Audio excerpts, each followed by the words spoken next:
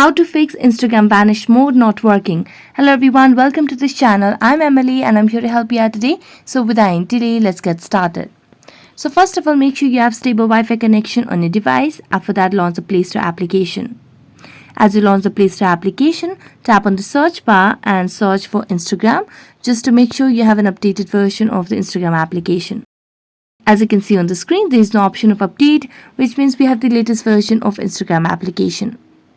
So let's get back and then launch the settings application on the device. Now what you simply need to do is scroll down and tap on the option of apps and then tap on manage app. After which tap on the search bar and search for Instagram over here.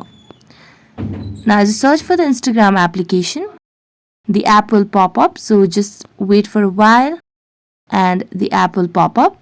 So as the app pops up, you just have to tap on the application.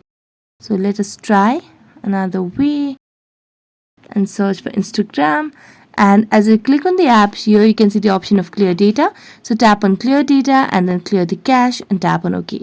So as you do that, you can now relaunch the Instagram application and this might help you fix Instagram vanish mode not working issue.